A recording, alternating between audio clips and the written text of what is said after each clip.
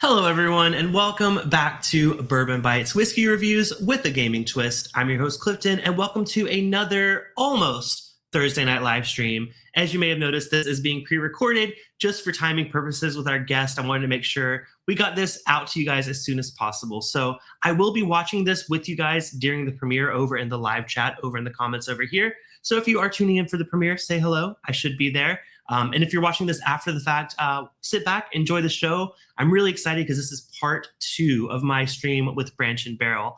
Back in December of last year, we did their core lineup where we learned a lot about the distillery and what they were doing unique to distilling, especially their slow distilling methods and their unique take on Colorado bourbon and whiskey. Well, today is going to be very special because we're going to be trying some of their exclusive releases. Some of these are tasting room exclusives, and some of them were limited edition releases. So I'm really excited to get into these. I'm also excited to see what these guys have been up to in the past 4 months. Please welcome to the show, Josh and Mitch from Branch Barrel. Welcome, guys. Hey, it's good to be here. Thanks for having us, Clifton. Of course. Well, thank you for coming back on. I know it took us a minute to get another stream scheduled, but I'm glad we're able to make this work and we can finally get into these whiskeys I've been so carefully holding on to and not wanting to drink, even though I really want to drink them. I'm like, no, those are for a stream. They've been sitting on my desk for 3.5 months. So I'm excited to finally Thank you get for the them. restraint. Yeah, I commend the self-control because that would have been a difficult task in my house for sure. Oh, for sure. Well, I mean, I have plenty of whiskey, but when they're just in eyesight every day, like it's very, very tempting. But it's new. It's forbidden. Well, of course. Well, for the folks that may not have seen the first stream, do you guys want to just give a quick intro to yourselves and Branch Barrel for people that are new to it? Sure. I'm Mitch. I'm the master of blender for Branch Barrel. I've been here for nearly 5 years now, and I work very closely with my compatriot here. I'm Josh, Vice President here at Branch Barrel. Mitch and I have actually been here about the same amount of time. But if you didn't catch the first stream, just a quick little bit about us. We are one of Colorado's most authentic Colorado-style craft distilleries. What that means is that we make really awesome Colorado-style bourbon and whiskey using high-quality Colorado ingredients and awesome Colorado water. We also use proprietary distillation methods, as Clifton mentioned before, our slow distillation.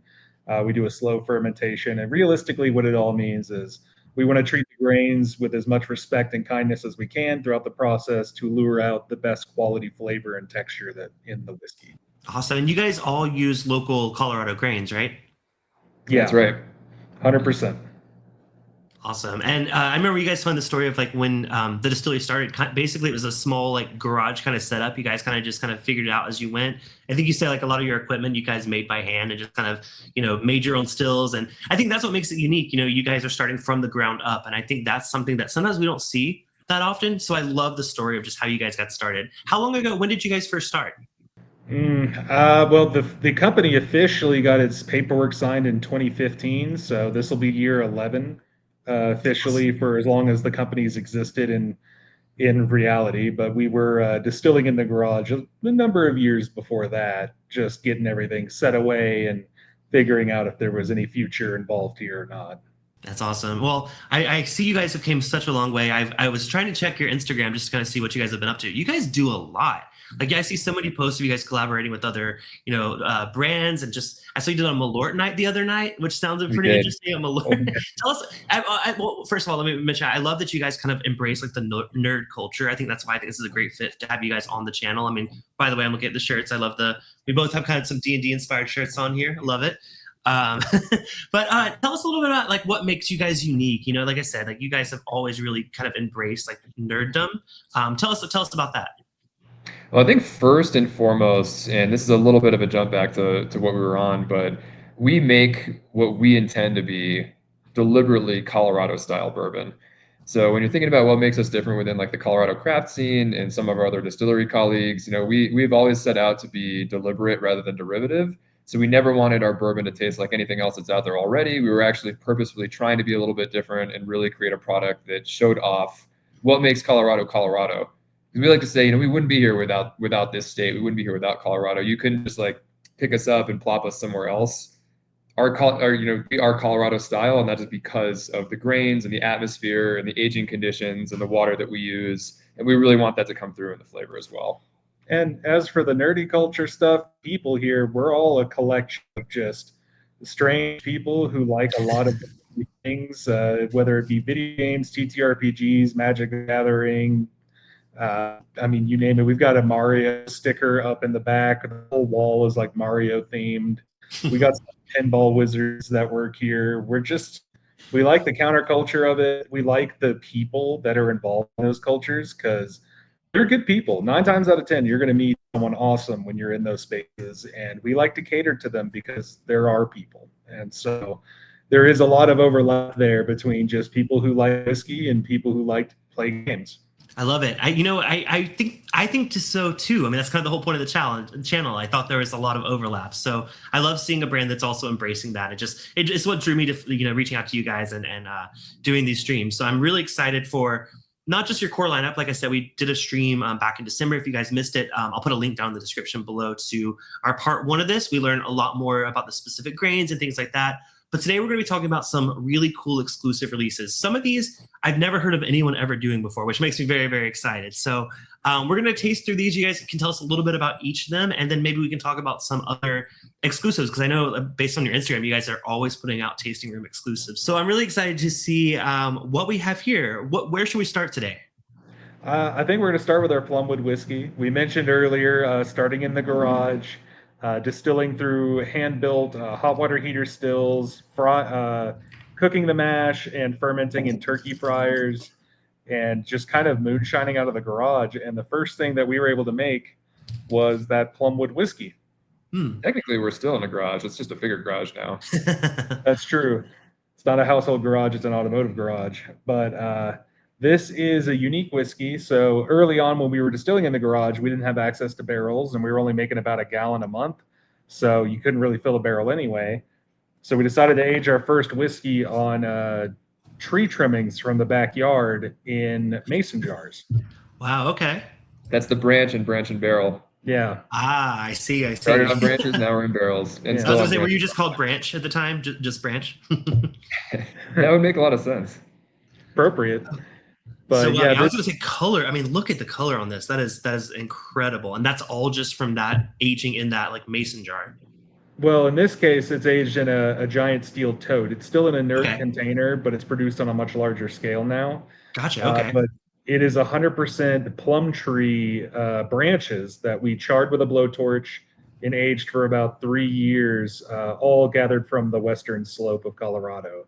So unlike your traditional bourbon, this isn't white oak aged, and so it's a much drier, more leathery, tobacco-y, a little fruity kind of expression. It's a very unique whiskey, but it is part of our story. It's part of our heritage, and it's why we are who we are and how we got here.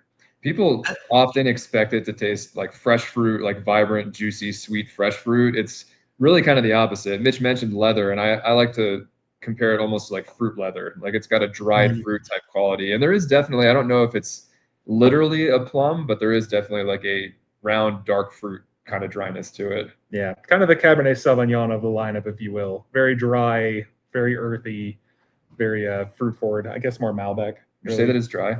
I would say it's dry. I would say it's dry. Well, I would say just on nose alone, like definitely, like you said it's plum, but it's also like just like stone fruit. Like it's very, like you said, a dark, rich fruit on the nose. Is it the same mash bill that you guys are doing for the bourbon, like the 80-20? Mm-hmm. Yeah. Awesome. Legend has it that back when the owners were in their branch days, they had tried a number of different trees because at the time this was obviously very experimental. So they were trying like peach tree wood and I think apple tree wood, and got a little bit of a shot in the dark there. We're told a lot of those were not great, but plum wood was good enough to get us this far. So they had to be onto something. Awesome. Well, I'm excited to try it. So cheers, guys. Yeah. Very different, but honestly, it's a lot smoother tasting than I thought it was going to be, honestly. Because I've seen things where people do a similar thing where they kind of put either wood chips or things like that, and a lot of times it comes across as a bit astringent. But this actually is easy drinking. That's really surprising. What's the ABV on this? This one, I believe, is right around 92. Okay. 96. Gotcha. Hmm. What is the reason? I mean, other than just honoring your legacy, like is this kind of one of a fan favorite, or what's the reason that you guys continue to sell this? It has a cult following. There is nothing in the market like it, Right. and I would dare anyone to try. But it is kind of our heritage, and it's something that's unique about our story and about who we are. And it's a flavor that you just can't copy. So any cocktail that we do with it, anytime we pour it for someone that's never had it before, and especially when we pair it with dark chocolate, Mm. it Oh, wow, is like it blows people away. It is such an experience that I'd be remiss if we didn't continue to just have it around. The easy answer is probably that there are when the distillery was getting off the ground, there were just enough people that liked it to justify keeping it around. And it is undeniably cool to say that we have the only Plum Wood whiskey in the world. At least we're pretty sure it's the only one. If you have a Plum Wood whiskey, let us know. So we can send you a cease and desist. Well, you mentioned cocktails. Wow, I think this, like, I mean, it has almost a bit of like there's like a slight aspect of it that kind of does remind me of a vermouth. So I'm thinking like something like a Manhattan with this would be fantastic. I've turned it into vermouth. Back when we weren't allowed to use vermouth in the bar, I converted it into a vermouth to make Manhattans. Oh, really? It also has kind of this like cognac-y kind of brandy aspect to it, a little tequila-ish.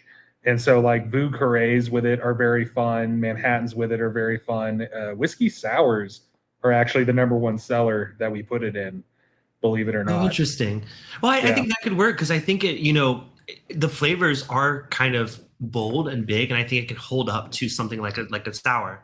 So I think that makes sense. It's like a little smoky, a little bit like, I mean, it's so interesting how the wood's expressing itself. It's not coming across as like, I guess tannic's not really the word, but it's not coming across as like astringent, like I kind of thought it might. Mhm. But it just really is just really delightful. And man, that is such a good start. I'm glad that you guys are still making that because I've never had anything like that. Thank you. It's funny too. Every time we drink it, I feel like I get a different flavor note out of it. And today it's spearmint. Oh yeah, Spearmint, just a hint of spearmint on there. yeah. I actually get what you're coming from with that. It's I got like a white sage, so it's like Wow. that kind of green, kind of leafy sort of aspect to it. Yeah, I was definitely getting some kind of herb. I just couldn't quite necessarily place it, but yeah, that sounds like right up what I'm getting. Well, cool. Well, let's keep it moving. Let's go ahead and move on to our next one, which I think is the Tawny Port. Correct. Tell us about this one. So this one is 92 proof. It was a blend of several port aged barrels put together. I believe it's about 5 years old. Is that what the bottle says? You lose track when you've got like 20 of these sitting behind you at any given No time. It worries. is 5 years. Yeah. Yeah. So this was it's your typical story. We got a port barrel from Portugal, go figure, and we picked some really fun whiskeys that had some kind of cinnamony, fruity, and like nutty dispositions to them, and moved them to port barrels, trying to give them a little bit of a lift and kind of leaning into that port flavor. And it was available in the market for a short time. We still have some stock here, so if anyone out there liked it in the market, come to Centennial and you can still buy it. But a very much what you would expect from a port bourbon. Though we did choose Tawny Port specifically. There's a lot of ruby port finishes out there that tend to be more fruity. Here at Branch Barrel, a lot of us are big Tawny Port fans, that nice dessert wine, and it adds that nice kind of caramel heft behind the fruit, and we think that pairs with a bourbon even better. Well, I can just tell color-wise. I mean, that is a lot of impact from that port. How did you get the barrels? Were they kind of broken apart? Were they wet barrels? I'm just curious how you get so much color on a port finish. They were wet when they were shipped. So obviously they weren't as wet when they arrived because travel time. But we did get them right after they dumped it. They put it on a boat, sent it to us, and then we went ahead and just filled it immediately when they arrived. Awesome. And with it, how long was it finished? You said it's 5 years old. Was it 5 years before and then you put it in the finishing cask, or just curious, like age-wise, just to estimate if you have it? I believe it was 4 years before the cask. I believe it was in the cask for about a year. Okay, awesome. Well, it's been a minute since I've had a port finish bourbon. I see that a lot with rye whiskey, but I feel like a lot of times I feel like bourbon kind of strays away from those heavily port casks. At least in my experience. Was there a reason that you thought this was a good fit? You said you seem to have been making it for a while. Well, I personally thought it was a really good fit because I love Tawny Port and I love the richness that comes from it. And I just think our bourbon tends to lend itself into that caramel, kind of Hmm. sweet, butterscotchy flavor profile. And I Right. thought the sweetness and the heavy sugar notes in Tawny Port specifically would pair really well with our particular bourbon flavor, that Colorado style bourbon. And then the fruit would let it soar into a whole new dimension that it doesn't normally get to play in. And I think it turned out lovely. Yeah, we both like this one a lot. I remember when we were picking the barrels and taste testing before we decided to bottle them, we were getting like cherry pie and strawberry shortcake Mhm. as some of our flavor notes, and we had never really had anything up until that point come across, especially anything that wasn't like honey infused or something like that, come across as that dessert forward. So Mhm. this has historically been one of our more like desserty bourbons, I think. For sure. Yeah, definitely get that cherry pastry kind of vibe going through it the whole way. That makes me really excited because I'm looking back at my notes from the 3 and 5 year bourbons that you guys did, and I got a lot of cherry and I got some vanilla. So I feel like this just on the nose smells like that, but like turned up, like quite a few notches. So I'm gonna go for a taste. Cheers.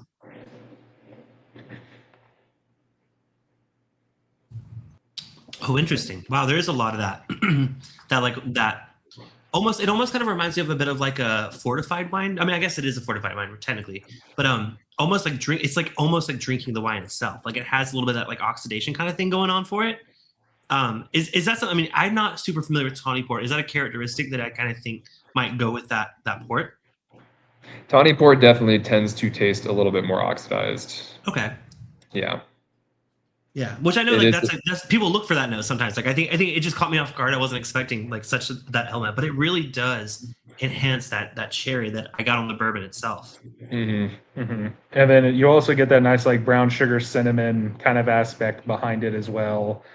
And a lot of that is the pairing of the bourbon with the wine itself. It just highlights those kind of heavier sugar spice notes. Hmm. Um, just kind of tastes like Christmas. That's a good one. Yeah, I definitely get some like nutmeg and cinnamon. I think you said cinnamon earlier on. I do get like the cinnamon spice there as well. I mean, this again, what I'm discovering is like these flavors are so intense, they almost drink like cocktails themselves. Like, I mean, this almost drinks like something that's already been mixed and blended into a cocktail. Would you use something like this in a cocktail? Or if so, like what kind of cocktails would you use this in? It is our standard spirit for our Manhattan in our bar now. Makes We sense. like, It yeah, tastes we like a like to do it. Manhattan. Yeah, we like a Tawny Port Manhattan. It just something Okay. like, I mean, you can taste it in the bottle, like you said. It does lend itself Mhm. in that fortified wine direction. Add a little vermouth, some bitters. We add walnut bitters to our Manhattan to kind Oh, of okay. add a little more Mhm. weight behind it rather than the orange. And it is definitely a top seller for sure. Yeah, I mean, it's like I said, cocktail in a glass. I think I could just throw it over an ice cube and just sip on that and just have a nice like you said dessert pour. That's really cool. Very different than other port finish bourbons I've had. So it's definitely strong in the wine category. So if you're looking for that really intense port tawny port flavor, you're gonna find it here. Yeah. Well, and that's part of the benefit of aging it for a year is a Mhm. lot of finishes are anywhere from 2 months to 6 months, and we left it for a full year to maximize that flavor profile because it was intentional. We wanted it Mhm. to be loud, proud, and let you know what it is. Yeah, I think the nuttiness I think is one of the another thing that we didn't mention, but I think the nuttiness comes through. I think with my limited experience with Tawny Port is it has like a very strong nutty finish, and I think I'm getting quite a bit of that on the finish of this. I didn't notice it till I just kind of took a break from sipping it. Awesome. Well, are we ready to move on to the next one? Now, this one I've not heard. Oh, sorry, we're doing cognac next, right? Yeah. Okay. Well, I've heard of cognac. Let's go ahead Yeah. and move on to the cognac cast. Tell us about this one. So this is one of our double gold award-winning casks. We were very proud to find out this one's at 106. I want to say. Okay. I knew it was a little higher than the last one, but yeah, this particular one, we also left it for close to a year in the cask, but we did get an official French cognac cask. We threw bourbon into it for close to a year, and the flavor that came out of it is one of my favorites we've ever produced. Really? I think it lends itself to like a nice brown sugar raisin sweetness behind the bourbon, but it allows the bourbon to still sing through. And it is absolutely been one of my favorite old fashions. And I believe we've done a few other cocktails with it. I've definitely used it in a Vieux Carré riff and a Sazerac riff and a few other things, but it's just a really good pour. Yeah, on the nose alone, I'm getting such like a strong like tobacco and a bit of a smoky note. There's also some leather there as well. I mean, it really, like you said, it is a complementary. I've always thought cognac casks were very complementary to bourbon. But it's nice to see that it doesn't fully overtake the bourbon. I mean, you can tell this is not a cognac. This is definitely a bourbon, and just really, I mean, you mentioned an old fashioned. Oh, that sounds fantastic with this. It's all the notes that you want in old fashioned, minus like the citrus. So once you combine it with the simple syrup and the citrus, you got. I mean, I can already imagine how delicious this is. I haven't tasted it, but I'm gonna go for a taste. Cheers.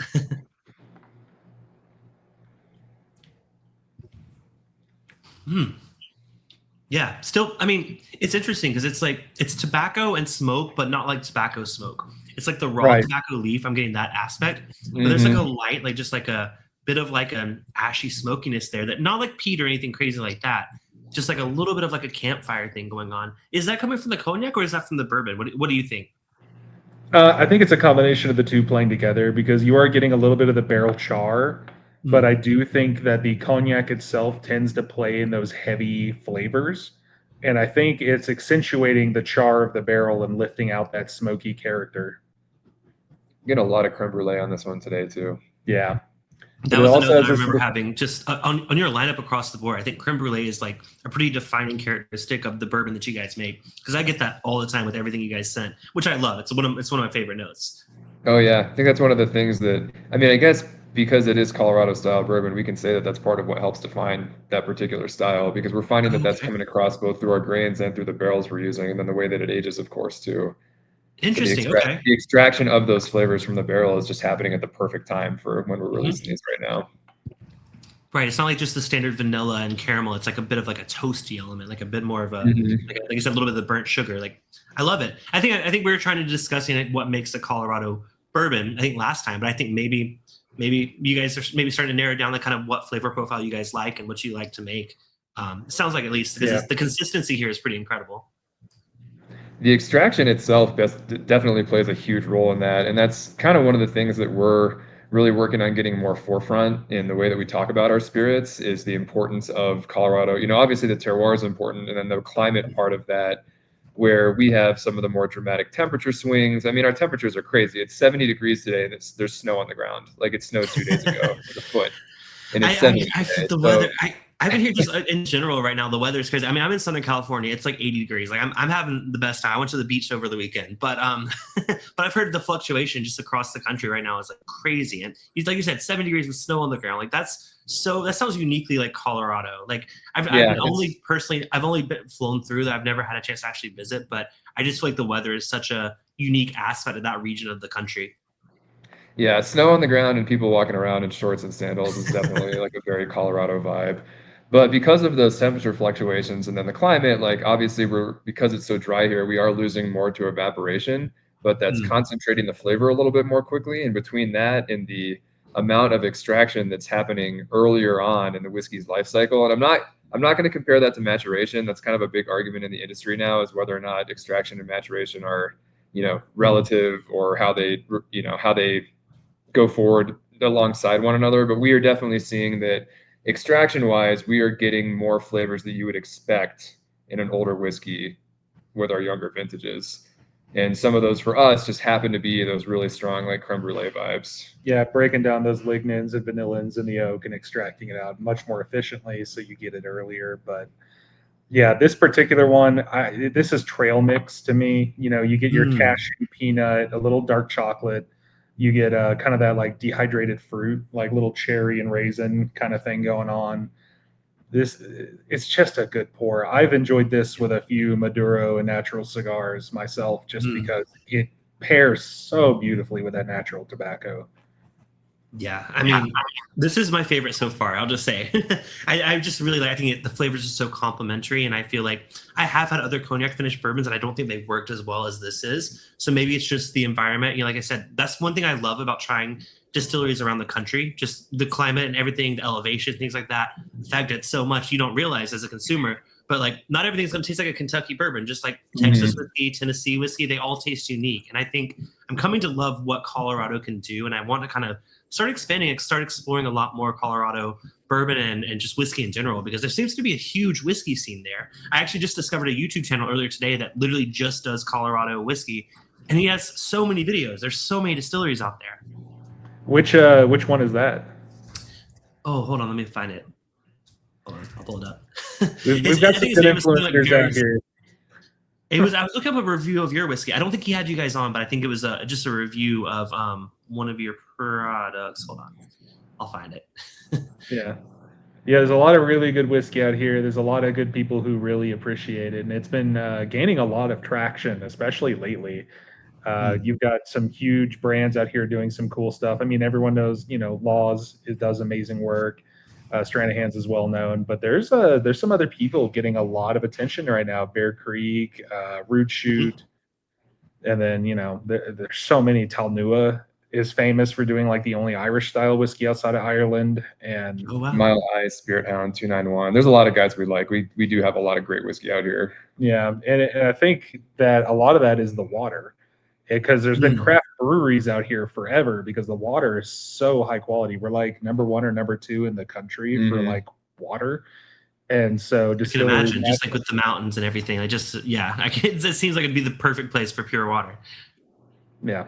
Yeah, the state as a whole just produces really unique tasting whiskey. And something that people don't always think about when they're thinking about like Colorado whiskey age statements is that sometimes we get questions like, oh, well, when are you going to do like a 10-year or a 12-year or 15-year? Like, well, if our barrels still have liquid in them at that time, we'll let you know. It's unfortunately the angel share is a pretty real thing out here, but because I mentioned it earlier, because like the extraction is so unusual and unusually high, we're actually finding that for our flavor profiles, like the maturation is happening around that like 3 to 8 year point. And I'm not speaking for all of Colorado distilleries. I'm just saying for us, we've kind of realized that that's the sweet spot where, and this can happen really anywhere too, but over oaking does happen as well. So once some of our spirits we've kind of tasted that are a little bit older, that's started to become a concern. It's like, if we left it in there for too much longer, is that more intense extraction actually going to start to drift the other direction and detract from it rather than complementing it? Definitely. I mean, that's like, I think one of the first ways I learned about that was like Texas whiskey. Like you can't age Texas whiskey 10 years or else it'll just be char in a barrel. Like it won't be like, so I think that totally makes sense. By the way, the channel I was referencing, the Colorado Whiskey Guy, relatively small channel, but he has about 300 subscribers. You guys go make sure to subscribe if you're watching this stream. He did a video saying like, I was wrong about this bourbon. And it says he was shocked by one of the new releases. So I will be honest, I didn't fully watch it because I didn't want to like spoil it or anything, but it sounds like he's impressed with the newer releases. He does a great job of covering the Colorado whiskey scene too. He's usually on top of it. Yeah. If you follow his channel, he's constantly posting what every distillery he's aware of is doing every week, basically. Oh, wow. Just be like, these guys are putting out this release. These guys are having this party, and he'll just keep you informed of like all sorts of going-ons out here. It's a great guy. Such a niche thing, but like I said, the Colorado whiskey market's way bigger than I thought it was. Like I feel like if I were to do that for the California whiskey market, I'd be like 2 videos a month maybe. But I mean, Colorado, it sounds like you guys have a lot going on out there in terms of just distilling. Yeah, we've got a lot of really unique distillery concepts too. If you decide to explore the Colorado whiskey scene, there's a lot to love. Yeah. Awesome. Well, let's keep exploring. Let's go ahead and move on to our next pour. This is the is it Toasted Acacia? Yeah, so this is when we're going to take a turn for the weirder, but not in a bad way. Just uncharted territory, if you will. Okay. I was communicating with one of the people who helped supply me with barrels, as they get inventory where they're like, oh, we got some port barrels, we got this barrel, are you interested? And they reached out and said that they had a virgin toasted acacia wood barrel. And I had only ever seen that in white wine. Or furniture. Yeah, furniture, I feel specifically like cutting I've boards. never heard of it. Well, actually, now that you mentioned furniture, that's where I've heard it before. Tell us Mhm. about acacia wood. I've never heard of it being used for spirits. It's a really dense wood, so that's why people like it in the furniture Okay. realm. Just makes good solid furniture. Yeah, and it is used occasionally in like Sauvignon Blanc, I believe, as like a finishing barrel. Every now and again, you see it in wine finishing. Yeah, Yeah. Okay. but I had never seen it in spirits, and they were like, "Hey, we have one. It's only been toasted. Are you interested?" And I said, "That's the weirdest thing I'd ever heard. Please send it to me."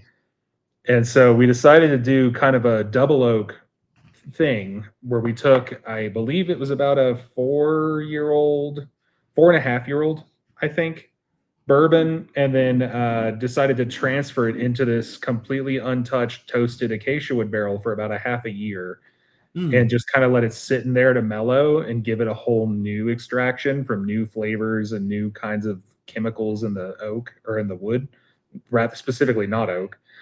And right. it gave it such a unique flavor and profile, a lot of like sandalwood and like this dusty kind of wood note. It is I was gonna. I usually say like old attic or like an old like cedar chest, something like just like a vintage kind of like dusty. Sometimes I say dusty library. So I think that's kind of we're on that same track there. yeah, kind of wood shop, dusty library, little incensey, and it is Mhm. our standard in our Sazerac in the bar. Oh, interesting. Okay. So, do you guys work with a specific cooperage, or like how do you come like how do they come to you with such a unique barrel? Did they make it thinking like, oh, someone should put some whiskey in this? Like, how did that even happen? It's not from our usual cooperage. It was just kind of a barrel site where like Hmm. they'll buy barrels from people that aren't being used. And I guess someone had produced this barrel that never got picked up, and so they picked it up and offered it to Hmm. us. Our usual cooperage recently has been West Virginia Great Barrel Company, Okay. though we were using a lot of Adirondack before that, and we've used ISC and Barrel 53 and Mhm. a number of other places, just trying to figure out, what flavor profile works, how can we blend them together, make something interesting, and just kind of play in the space. Well, speaking of interesting, I just took a sip of that one. Wow, it's very different from the nose. The nose kind of had me to believe it was going to be kind of more like a classic bourbon, but on the palate, there's so much more nuances there that wasn't expecting. What do you guys? You said sandalwood. What else do you guys get on this flavor profile? I mean, I still get that like kind of creme brulee, kind of like almost like tapioca kind of thing going Oh, on interesting. there, Okay. which is kind of fun. But it does lend itself to like this Nag Champa, sandalwoody, incensey kind of vibe. It's definitely complex. There's a little bit of like a bakery spice cabinet thing happening in the background too. You have Mhm. your nutmegs and your allspices. Not so much cinnamon, but almost like a little hint of vanilla in there too. Hmm. Yeah, I'm getting that, and then I'm also getting like a bit of like a some sort of like a zestiness. I'm not sure if it's like an orange or like a lemon or something, but there's something like on the back end that kind of when you mentioned doing a Sazerac with it, I could almost I see those I see why those Yeah, flavors just feel like they would be very complementary to this because like you said you're getting like those baking spices, a little bit of that like dusty library kind of thing, but when you combine that with like Pashad bitters and everything that makes Sazerac so great, I think this man I wish I had more so I guess I'll have to buy some bottles and start making some cocktails with it. yeah, it almost has like a cassis kind of note Mm. in there, which is kind of fun. A little tea, and then also like if you've ever been like this is so niche, but if you've ever been boot shopping and you go into like a Western store, Oh yeah. there's Hmm. that like kind of pervasive like waxed leather kind of note that like kind of fills the air. There's like kind of a little bit I of grew that in up there in too. I grew up in South Carolina, so we would always buy our like uncles and dads new boots for their birthday. So I'm very familiar with that smell. Absolutely, yeah, definitely. I don't know if I said leather on this one or one of the other ones, but like yeah, leather seems to be pervasive here. I got it on that, and I got it on the cognac as well, Hmm. which is so Yeah. interesting to me. With this being relatively you know.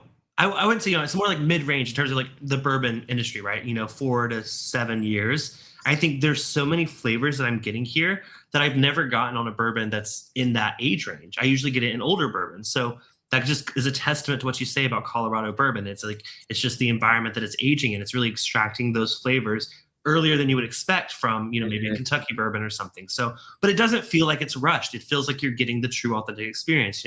I see a lot of people try to rush age, whether they're using a small barrel or, extreme temperatures, and it just never actually tastes authentic. This is giving me the true authentic flavors that I love in American whiskey.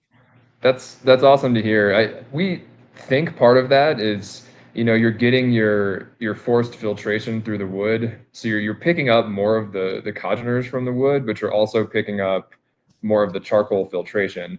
So it smooths at like relative to the amount of extraction that's happening from the barrel. Extraction. I'm just gonna keep saying that word. Yeah, extraction. I like it. Weird, but like he was saying, I mean, yesterday we had like 8 to 10 inches of snow, and today it's t-shirt weather. It's like 70s, like 60s, 70s. So the whiskey's just being blasted through that oak, like a lot. I was gonna say, do you guys have like more temperature controlled rickhouses, or is it just open to the elements? No, there's like heaters in it, so if we get like a long freeze that's really bad, we're talking negatives for like a week, then we could fire them up to keep the whiskey from going below freezing, because if it does, it'll stop extracting as well. Sure. But I think we've only turned them on once in the lifetime of the company. Yeah, we typically, and that's just like Colorado weather, we usually don't get that cold for that long. Is there like a Colorado whiskey trail? Like, is that kind of like a thing that's kind of been set up? I'd love to visit. There is. Yeah, our Distillers Guild actually runs that. There is a Colorado Whiskey Trail app, and so that's got, Okay. I think as many distilleries that are willing to submit their information are included in there. There was, I don't know if this is true now. I think we had over 100 at one point. Yeah. Unfortunately, I don't know if that's the case anymore, but there are still a lot of great distilleries to explore in the state. And what's kind of cool about Colorado is, I mean, I'm sure there's a lot of other states like this too, but you can go out into the mountains or like the middle of nowhere and still find like really cool distilleries and breweries and wineries in some of these smaller Colorado towns that are just doing awesome stuff. That's like a Snitching Lady in Fairplay still does open flame distillation. Oh, It's wow. wild. Yeah. And it's legal? Yeah. I mean, they make it happen, and their whiskey's good too, but they're out in the middle of the mountains, and I've every time I'm out in that area, I visit because the cocktails are good, the whiskey's good, and they're cool people. They've always been super nice. I also always visit woods as well, but Snitching Lady still using fire to run their stills is just an insane thing to me. Yeah, Minturn whiskey now. Yeah. Coming up, doing single malt out in this tiny little town off I-70. Yeah, well, I mean, you guys say that, like, you're sure it's happening in other states, but I don't think I've seen that much concentration of it in a state other than, of course, Kentucky, Tennessee, Texas, the standards. I feel like Colorado to me is like the up and coming. And do you think it's because I know Colorado for a while was known for like the craft beer scene. Do you think that's kind of evolved into being like a craft spirit scene as well? Or do you think that's completely unrelated? I think we just like to party. That works. True. We're just and I don't know if this is like the right way to position this, but when it comes to things that are in like the vices world, we've always been pretty trendy on that. I mean, between like the green rush and the Right. decriminalization of mushrooms and you introduce craft beer, it blows up. You introduce craft spirits, it blows up. People like what they like here, and it's a place that a lot of people come to enjoy their life, work to live to work, wherever you fall in that spectrum. A lot of people who are in Colorado are out here to have a good time. So it's a good state to find those types of things. It's just what people are looking for. Well, and the good water doesn't hurt. Yeah. The good water, yeah. You gotta recover from all the vices that you're indulging in anyways. Water is always good.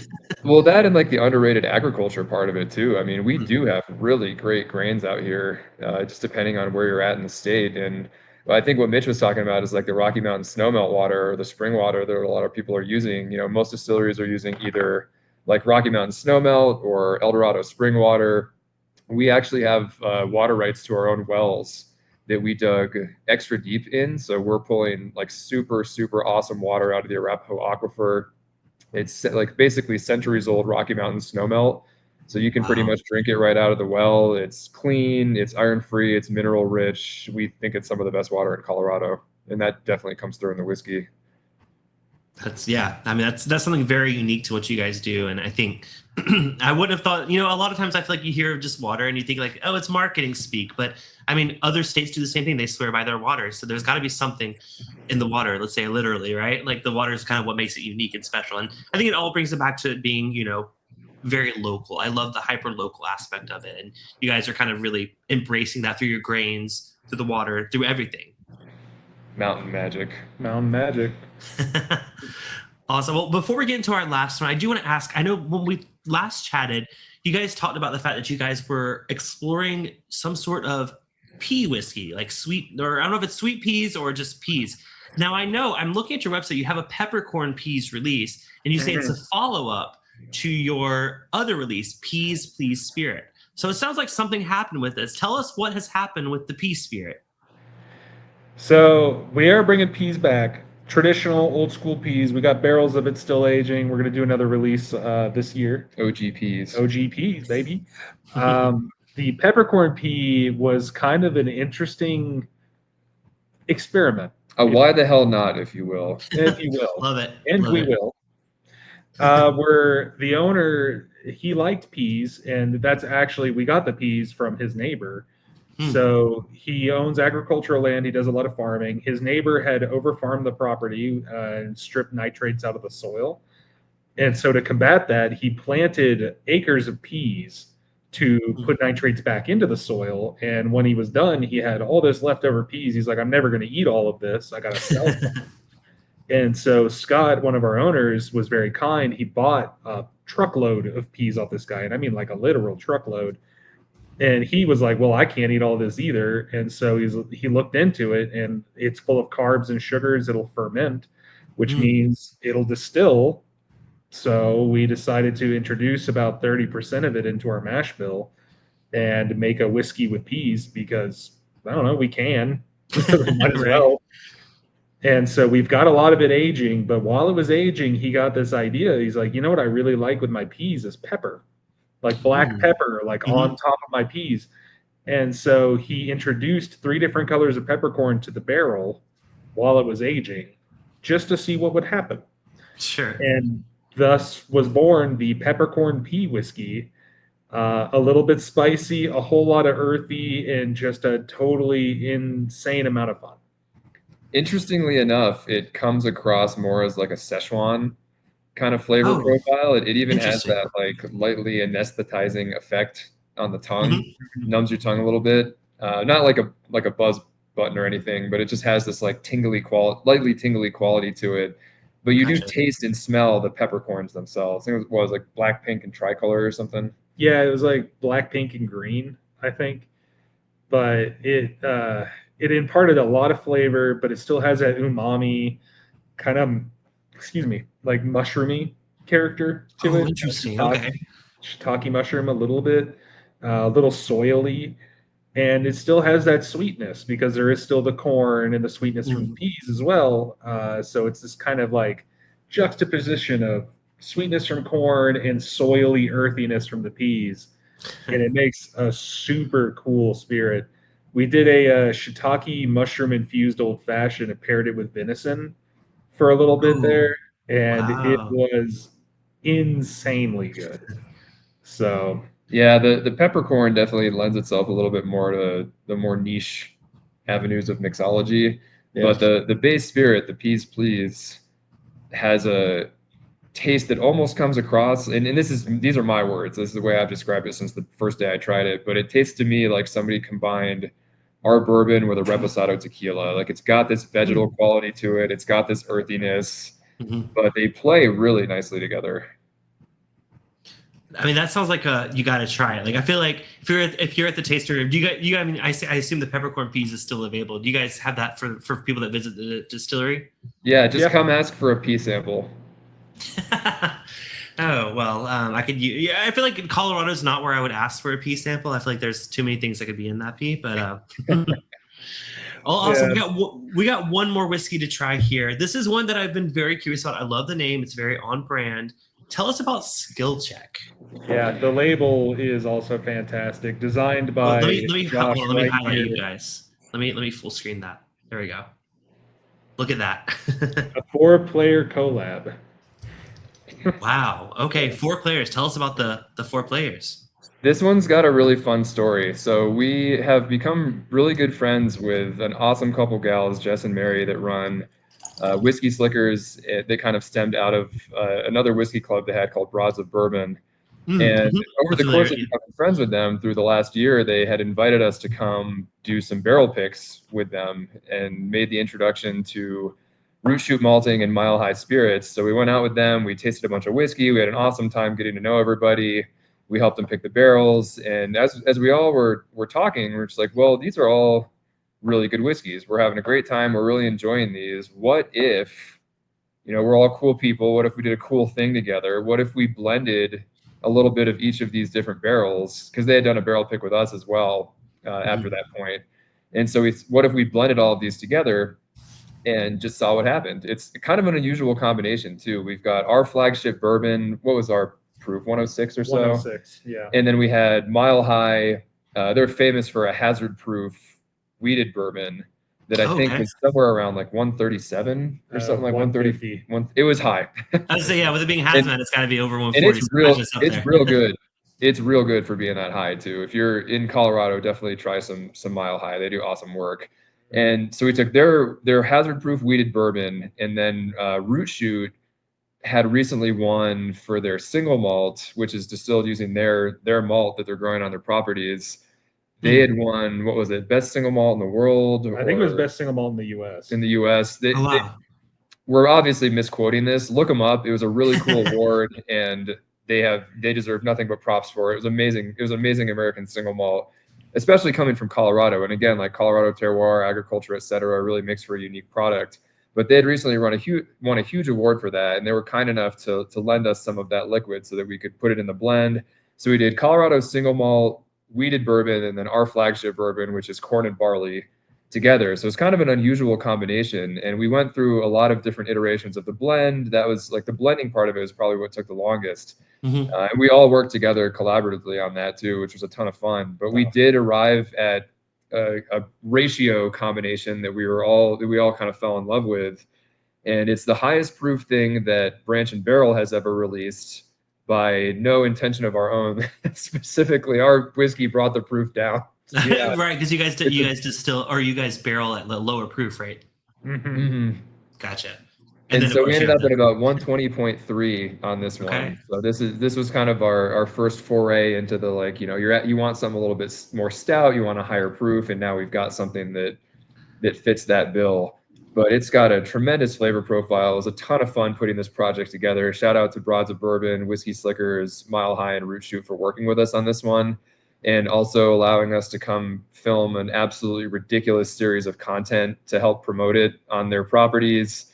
We dressed up like D&D characters, or our haggard approximations of D&D characters. Mitch's costume was legit. Mine was not.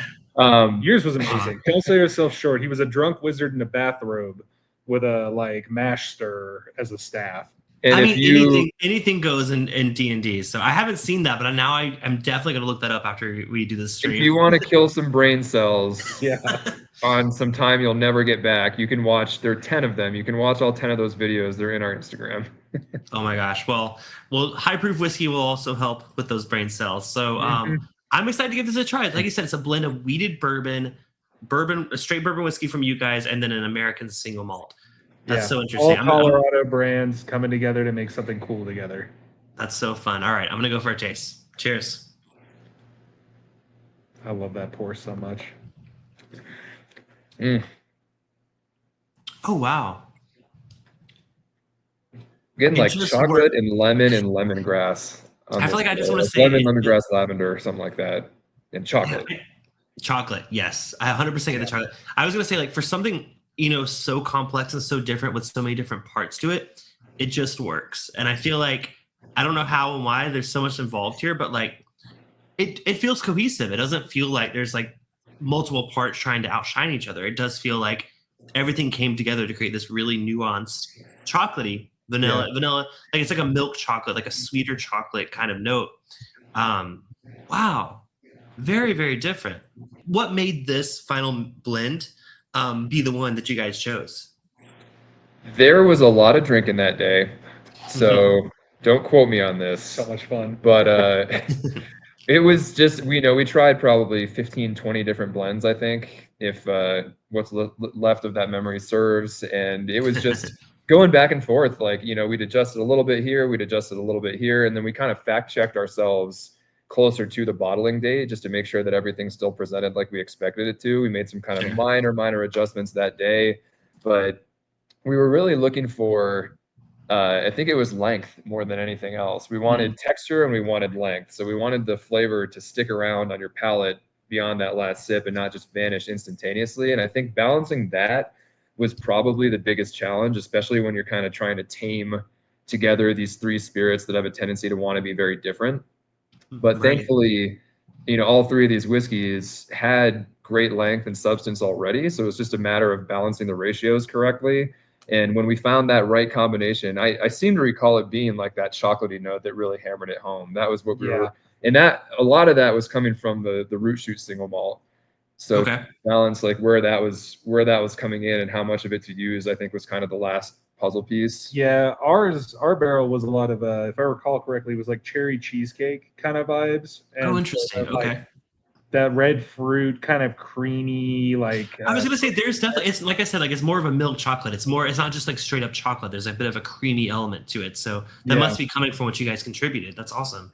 Yeah. So yeah, Mile High had that like deep chocolate, a little citrus. Root Shoot had this like grassy, peppery, bright lemon kind of thing going on. And in all of these ratios, it just came across as something that was complex, never really fought against itself, always lifted each other up. But it had a like really unique first part of the palate, a long developing mid palate with a heavy oily finish, and it just always surprises you. So every time you come back, it's a little different. And adding water makes a huge difference too, because there's so many different oils present in this whiskey. Yeah, it really blooms with a little drop of water. Mitch likes to look at whiskey and spirits tasting like music, which I absolutely love. And we found with this blend that like no part of the track disappoints. Like from intro to verse to chorus to bridge to outro, it's just hidden all the way through. No dead space, no snares out of place. It all just kind of flows nicely, and it leads you to the end in a gentle repose. It's a certified banger, if you will. I was gonna say, wow, I love that. Can you print that on the label? Because like I would buy based on that. Oh my gosh, yeah, no, this is incredible. This is such a unique kind of twist on everything we tried tonight. Obviously, this is the spirit. I feel like that it's kind of the thing. I feel like I see it a lot in Colorado, whether it's breweries or things like that. I see a lot of collaboration. I like to see lots of, it doesn't feel like it's less of a competition and more of the fact like, hey, we are the ones that are bringing Colorado spirits or Colorado beer, to the mainstream. Why not work together? That's just kind of the vibe I've gotten kind of across the board. Even like with some of the single malt distilleries I've had in Colorado, they are so appreciative of so many other distilleries. So I feel like that's something that I think is uniquely Colorado. Not to say that everyone else is fighting, but I feel like it feels like a community. And I feel like that is really, really cool. Is there anything else like this in the near future for you guys? Like other collaborations like this?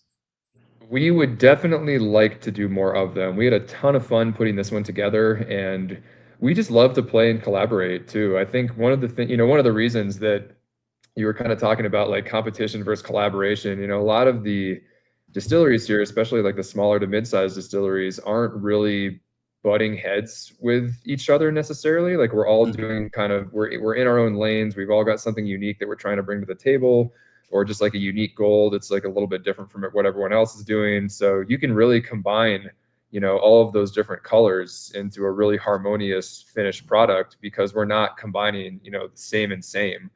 Right. We're meshing together a lot of different things that all have their own strengths, and that's what made this project so cool. And we'd absolutely love to do more of them. Yeah, we regularly do partner with local wineries and breweries, but yeah, if you're a distillery in Colorado and you want to do something fun together, you know how to reach us. You can find our website. You can let us know. Yeah, all that will be in the description below. So if anyone wants to reach out to the guys, I totally support that, because I want to try it. Well, that concludes our flight today. But tell us what you guys have been up to. I mean, you guys, like I said, I was trying to go on your Instagram, trying to find like, because so many other distilleries only post like once or twice a week at the most. You guys are very, very active. So explain, it's 2026, right? What is in store for this year for fans of Barrel and Branch, or Branch and Barrel? Sorry, I saw B&B. I'm like, oh wait, I got it mixed up. We're definitely trying to put a little bit more order to the chaos that has historically been our special release schedule. Okay. We got a lot of bottles. You can see some blank spaces behind as we're just refilling some things and replacing some things, but there's a lot of bottles up there during our open hours, and we are just trying to make a little bit more sense of how we're presenting that to everybody. But at the same time, we've put a lot of things into barrels that need to come out. So we're trying to make sure we're releasing things when it makes sense too. Our latest greatest for this year, we did a really cool series of beer barrel finishes with some awesome local breweries. We worked with 222 Brewing Company, I think Aurora or Centennial. It's one of the two. They're close by to I think us it's Aurora. in some city lines that are very close together. But 222 Brewing, awesome folks. I think Mitch is going to go see if he can find those bottles. We did one with oh, here we are. So this was one we called Granny Gear, which is named after the beer that the barrel of the whiskey was finished with. It is Nice. a Belgian ice cream beer, essentially. Oh. So it's like a Belgian strong ale that was aged or brewed with Moose Tracks Denali ice cream. Oh. I So that's see. a really unique beer, and I might be butchering that explanation. You can find it on their website. So if you want to read what it actually is, I'm sold. check I'm that out. sold I on did your my best. description. But that one's fantastic. We did one with Elizabeth Brewing Company, who are pretty close to us. They're really awesome as well. Elizabeth, Colorado. That's actually where our rack house is. So that one's pretty close to home for us. This was another one we named after the beer, Bumbling Around. It was a horchata white stout. So we Oh, finished in interesting. that barrel. That one's really awesome. It tastes pretty much how it sounds like it would. It's just like a horchata flavor bomb. Yeah, they used our cinnamon maple vanilla barrels to make the white horchata stout, and we put that cinnamon maple vanilla whiskey right back into it. So it is like winter holiday in a glass. Oh my gosh, that sounds incredible. And then this was Denver Beer Company and Los Dos Brewing, both of whom are pretty close to us. We called this one Pub Crawl. Both imperial stouts. We finished a high rye bourbon in the imperial stout barrels that used to be our honey whiskey in three-way barrels. I think it was bourbon and honey. Bourbon and honey. We do a lot of barrel trading. So this one was really awesome as well, like heavy chocolate vibes. And, we've kind of tried to switch up the artwork a little bit for each of those as well. So it just gave us a really fun way to get some new aesthetics out there. Yeah, we put out a vodka as well. Oh, really? Well, I was going to say before I like the artwork. It kind of feels like video game characters. Like it almost feels like it's kind of that aesthetic. It's like, oh, there's just something about the logos. They feel like collect them all. Is that his idea? Well, I actually draw the artwork for a lot of the labels, Oh, not really? for Oh my 100% of them, but Sure. Skill Check and then those three were my art. So I just either take the inspirations that people give me, or they let me have free reign and I do something crazy, and that's kind of how we come up with these. Oh wow. Well, you know what? That's even better because I was like, I mean, especially in today, like let's be real, a lot of brands are using AI art. So I feel like having someone actually creating those labels is a big win in the industry. And I was saying, like, I love the labels; they're really cool, and I hope other people appreciate them as well. Because like, I would buy them for the label. We are kind of working to make some of our more special releases a little bit more special with the aesthetics we're using on the label, and we do hope, of course, that the artwork is collectible. Too. We've done our creative director is also a graphic designer, and he's done a couple of our more unique releases too. We did our first 7-year with him, then we did a peach rye beer finished barrel, both of which have gone down in legend as far as our portfolio goes. And so he brought his own unique flavor to those. So we're definitely always trying to kind of keep it as fresh as possible with the artwork, at least on the special release side of things. Yeah, I mean, I love it. I'm a big fan. Support local art. Like that's kind of the thing. I think that's a Colorado thing as well. Just like local artisans, and I feel like it's such a big part of Colorado culture. And I love that you guys are doing that. I did want to ask one last thing. So I'm noticing Mitch's shirt, the Shaded Grove. I noticed you guys posted 8 hours ago on Instagram the Shaded Grove Branch and Barrel release. This is a 7.5-year-old cask strength release that's available at the tasting room. Can you tell us a little bit about that for people that may be visiting the distillery? Yeah. So the Shady Grove is actually the name of our kind of VIP members club. Okay. So every year we will open up seats for people to come join and have some special like VIP experiences. One of which is that they get to pick one of our single barrels for the year. And so we'll bring out 4 or 5 different casks, let them try them all, and then have a consensus vote on which cask is going to become the new Shaded Grove single barrel for the year. All of their names go on the back of it, and so they're immortalized in the bottle. But it is one of the few single barrels that neither of us select. It is specifically crowdsourced by 35 to 40 people that will vote on their favorite cask of ours, and that will become the new Shady Grove release. This one was nearly unanimous too. It was. At least really? it was closer than the previous one that we did with the club the year before. I think it was like 75 or 80% all voted for the same barrel. Yeah. Out of the 4. Yeah, we presented 4 that this time. Tasted. Yeah. Some of them, like this is the oldest release we've ever done. This 7.5 year, like you said. We've been around for 11 as of this year. This September will be 11 years, and most of our young casks were sold off early on as we were getting our footing. And so we don't have a lot that are being able to hit up to that 7-8 year mark. And they very wisely chose the highest proof and longest age of the series. Of course. I knew they would, but we had a few other bangers. The 106 proof barrel almost won. Mm-hmm. That was our number 2 right behind it. It was and it was not. Admittedly, it was not close at all, but it was the second choice. Yeah, Okay. but it was funny seeing it happen because everyone was like, "Oh, that one, that one, that one." Then they tried this cask. Like, oh no, that one. Yeah, I've been there with a barrel pick. Once you know. Like even though things have been incredible before, once you get to that one that's the right one, you can't go back from that. That's awesome. How does someone get involved in, like, if they are local to the area? How does someone join something like the Shaded Grove? So it is currently a fairly exclusive program. We had 40 seats this year. We basically do signups at the end of the year. We had a lot of re-signers, so we didn't open up a tremendous amount of new seats this time around, but it's a year-long program. You get a lot of awesome discounts. You get completely customized merchandise. You get an event every quarter. We do the barrel pick every year. We let them vote on the cocktails that go onto one of our seasonal menus. Discounts. The discounts. The other 2 events are kind of currently a mystery for this year, just in case anyone's listening. Sorry, no spoilers here, but I appreciate you guys tuning in. But it's a cool way. It's a cool way to give some ownership to really loyal supporters of the brand, and we obviously really appreciate everybody that supports this brand, but especially those who participate in the Shaded Grove, because you actually get to be a part of the Branch and Barrel story. You get to make some of the most pivotal decisions we make on a year, whether that's a menu release or whatever house single barrel we're going to have available for whatever period of time it is available for. The other events were awesome last year too. The extras that we did like a grain to glass tasting and educational experience where they actually got to like try the grains and the ferments and the low wines and the high wines. And that's a really unique experience because most distilleries aren't going to have those things available to taste. So that was something that Mitch put together and led. That was absolutely awesome. They get some, unique bottles as well. They get, I guess we can reveal the one we're doing this quarter since we've already told them about it. Yeah, that's true.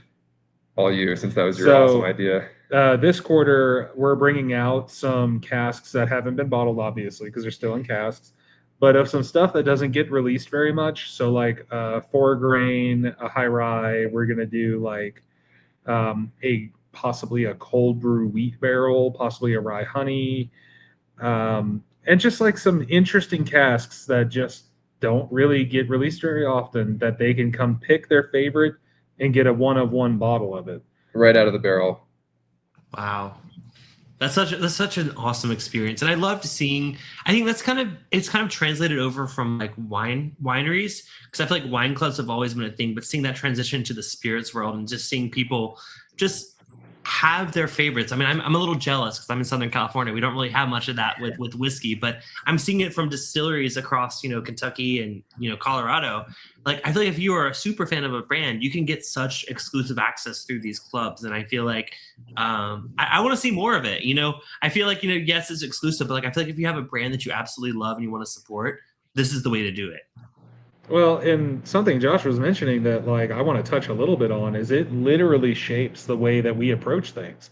The class that he was talking about, the grain to glass sort of event where they got to try every aspect of the whiskey, it was so well received, and they thought it was so cool that we made it part of our marketing in our like local markets where we're selling bottles. We have a sensory kit that we put on the table now to be able to show those things off.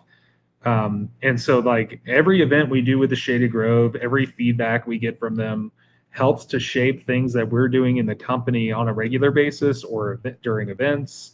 It literally does affect the trajectory of our company. And so it is giving them a little ownership in a literal sense because it helps direct us on what we should be doing. Their input is crucial to our future. Yeah, VIP club and kind of low-key board of directors. I love it. I love it. Well, this was so much fun. I'm so glad we finally had a chance to try these. I guess last question for you guys is like, what's next? So I'm going to be putting this episode out towards the end of March. Hopefully, fingers crossed.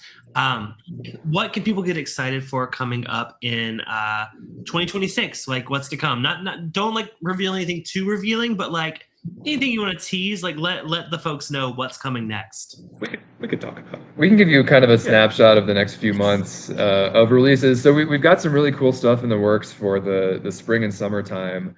We've been doing a lot of, if you've followed us in the past, you know we've dabbled in some really experimental clear spirits in addition to our, whiskey is definitely our bread and butter. It's what we're known for, but we do like to play around on the side.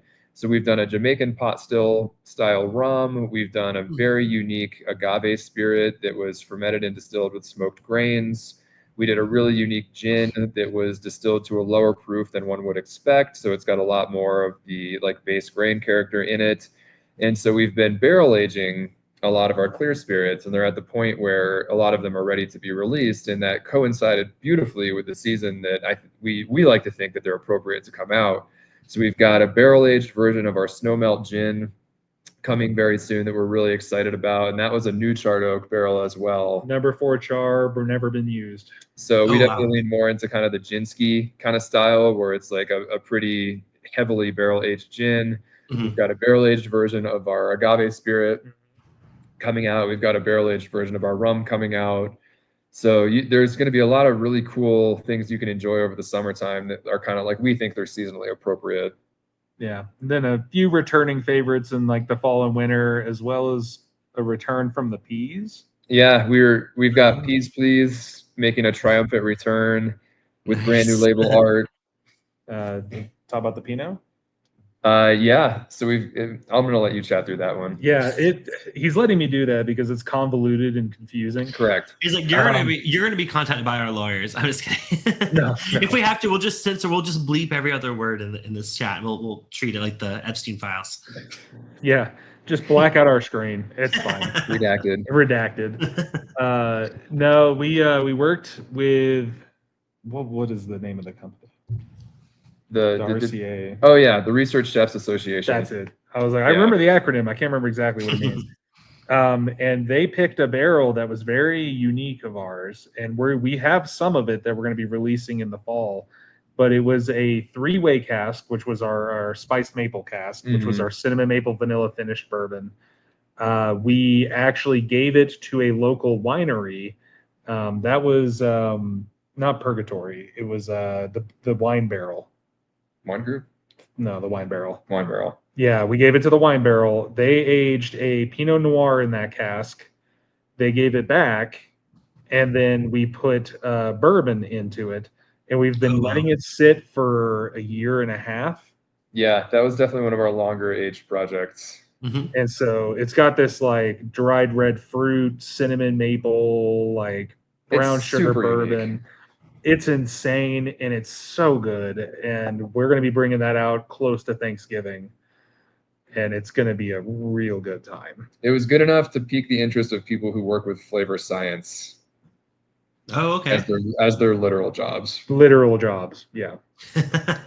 Well, that's so exciting. If you guys want to follow on Instagram, they are BAB Distilling on Instagram. Is there anywhere else that you recommend people follow? Because I love your Instagram. I literally I'm so excited to see everything that you guys are posting. Is that the best place for people to follow you guys? If you do the TikTok, We are also on the TikTok. Okay. We also do post on Instagram and Facebook as well. But that if you're trying to find like our day-to-day kind of content, that's definitely the best place to find us. That's typically where we do our release information before anywhere else too, or like our sneak previews, our teases, the asinine videos that Mitch and I make together. You can find those on Instagram as well. Yeah, if you're no nonsense, you don't want to see the silly content that's just like out of this world, like us washing each other's hands, then I would recommend joining our newsletter. Mhm. And you can do that through our website. On the homepage, it'll ask you if you want to join the newsletter.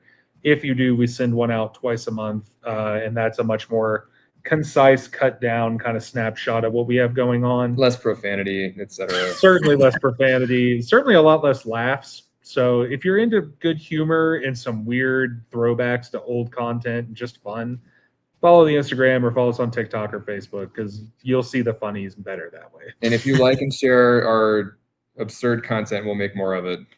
There you go. That's a I'll put threat. all the links to their content, Instagram, Facebook, TikTok, and their newsletter will be in the description of this live stream. Josh and Mitch, thank you guys so much for coming on. It's been an absolute blast. I love having you guys on for a second time.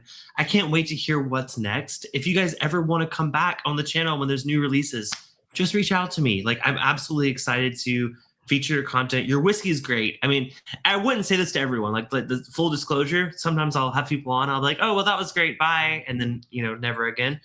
You guys are really putting out some really incredible whiskeys, and I'm so excited to see what's in the future for Branch and Barrel. So thank you guys so much for coming on. Yeah, thank you, Clifton. That means a lot. We really appreciate it. If you hit us up every 6 months or so, you can almost guarantee we're going to have something wild and whimsical in the pipeline. So we'd be thrilled to share it. And if you ever make it out to Colorado, let us know. We'll bring you in for the VIP treatment for sure. I love it. Absolutely. I'll let you know. Well, thank you all so much for watching. This has been so much fun. Like I said, if you're watching live, say hello in the chat. But if you're watching the replay, I read all the comments. I'll respond to them. If you guys have any questions, I know since we couldn't do this live, we couldn't really answer any questions in the real time. Leave them in the comments below. I'm happy to reach out to these guys and just see if there's any questions you guys have, see if they can answer them. And yeah, I'll be in touch, because I have a feeling that people are going to have some questions and hopefully some excitement for joining you guys at the tasting room and trying some of these really cool releases. So if you do send us questions, we'll answer them on our social media for you. Yeah. Okay. We also have Well, an info email, and that goes in front of both of us. So if it's a more like business question, send it to the info email. awesome. Again, all the info for that will be down in the description below. Ow, I just hit my knuckles. That just shows how good that whiskey was. It's the high proof got me good. All right. Cheers, guys. Thank you so much. For those of you watching, I will see you guys next Thursday for another live stream. Stay tuned. Make sure to subscribe, hit the thumbs up button, and make sure to follow these guys on all of their socials, because I do, and they really put out some awesome stuff. So cheers. Thank you all so much for watching. I will see you next live stream. Cheers. Cheers.